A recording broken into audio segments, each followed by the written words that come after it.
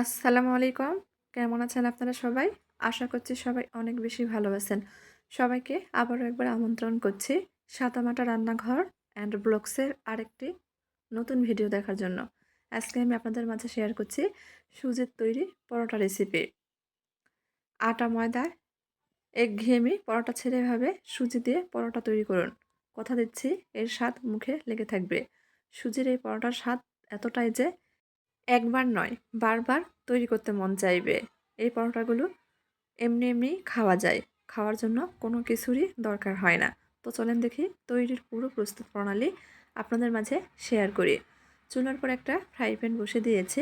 চায়ের কাপে মেপে 1.25 কাপ মতো, অর্থাৎ 1 কাপের চেয়েও কম পরিমাণ সুজি নিয়েছি। চুলার আঁচ লোহিত করে রেখে সুজিটা অনবরত নেড়েচেড়ে ভেজে নিচ্ছি। অবশ্যই পরোটা তৈরি করার ক্ষেত্রে সুজিটা একটু ভেজে নেবেন। সেক্ষেত্রে পরোটাগুলোর ডো তৈরি করতে অনেক সুবিধা হয়, খেতেও কিন্তু ভালো লাগে। মোটামুটি 2 থেকে 3 মিনিট মতো ভেজে নিয়েছি। যে কাপ দিয়ে মেপে সুজি নিয়েছি সেই কাপ দিয়েই মেপে 1.5 কাপ মতো দুধ দিয়েছি। দুধটা আগে থেকে জাল করে নিয়েছি। চুলার আঁচ কিন্তু লোহিত করে রেখেই সুজির ডোটা তৈরি করে নিতে হবে। কোনোভাবে বাড়িয়ে কিন্তু ডো তৈরি করা যাবে না, মানে চুলার আঁচটা বাড়িয়ে রেখে ডো তৈরি করা যাবে না। সুজি খুব দ্রুত শুকিয়ে যায় বা ফুটে ওঠে। আর অবশ্যই অনবরত নেড়েচেড়ে ডোটা তৈরি করে নিতে হবে।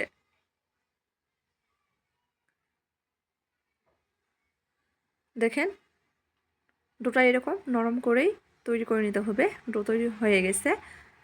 একটা বাটিতে উঠিয়ে নিচ্ছি। উঠে হালকা ঠান্ডা করে নেব, তবে পুরোপুরি ঠান্ডা করা যাবে না। ডোটা মুথে নেওয়ার ক্ষেত্রে এখানে 1/2 চামচ মতো ঘি ব্যবহার করছি। যেহেতু পরোটা তৈরি করছি, এই ডো তৈরি করার ক্ষেত্রে অবশ্যই ঘি বা তেল ব্যবহার করতে হবে। আমি সামান্য পরিমাণ ঘি দিয়ে ডোটা তৈরি করে নিচ্ছি। আপনারা চাইলে তেলও ব্যবহার করতে পারেন। এখানে কিন্তু কোনো প্রকার আটা বা ময়দা মিশিয়ে নিইনি, শুধুমাত্র সুজি দিয়েই পরোটাগুলো তৈরি করে নেব। আপনাদের কাছে অনুরোধ থাকবে একবার সুজি দিয়ে পরোটা তৈরি করে দেখুন। খেতে কিন্তু অসম্ভব মজার হয়। পরিবারের সবাই কিন্তু অনেক পছন্দ করে। বারবার কিন্তু এই সুজি পরোটা বানানোরই আবদার করবে। তো আমি বেশ কিছুক্ষণ মথে নিয়েছি। মথে এই ডোটাকে 4টা ভাগে ভাগ করে নিয়েছি। যে পরিমাণ সুজি নিয়েছি এখানে আমার 4টা পরোটা হবে। তো এখানে একটা পিঁড়ি নিয়েছি, একটা সুজির বল নিয়েছি, সামান্য পরিমাণ আটা ছড়িয়ে দিয়েছি। বেলে নেওয়ার ক্ষেত্রে অবশ্যই এখানে আটা বা ময়দা ব্যবহার করতে হবে, তবে খুব বেশি পরিমাণে আটা ময়দা ব্যবহার করা যাবে না। তো আমি হালকা হাতে সুজির এই পরোটাগুলো বেলে নিচ্ছি। একটু মোটা করেই বেলে নিব। দেখেন কীরকম পুরুত্ব রেখেছি। এখন একটা বাটি নিয়েছি, বাটির মাপে কেটে নিব। এতে করে সবগুলো পরোটাই একই মতো হবে, দেখতে ভালো লাগবে।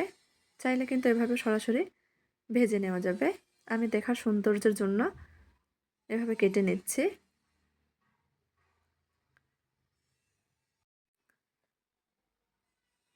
ভিডিওতে অনেক নয়েজ আসছে, বরাবরের মতো সবাই মানিয়ে নেবেন। ক্ষমা সৌন্দর্য দৃষ্টিতে দেখবেন।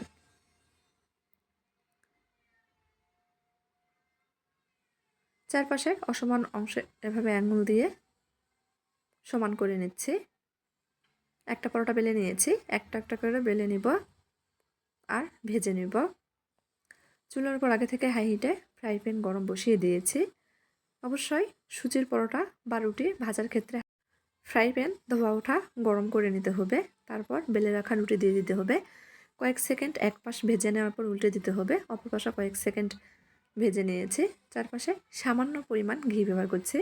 খুব বেশি ঘি বা তেল ব্যবহার করার প্রয়োজন নেই, সামান্য পরিমাণ দিয়ে ভেজে নিলেই হবে।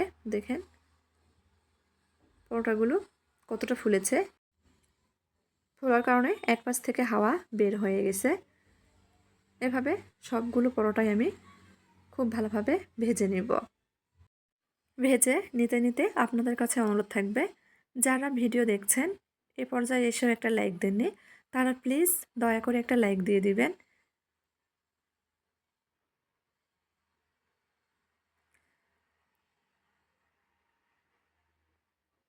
আর যদি আপনাদের কাছে ভিডিওটা একটু হলেও ভালো লেগে থাকে তাহলে সবাই চ্যানেলটিকে সাপোর্ট করে চ্যানেলের পাশেই থাকবেন।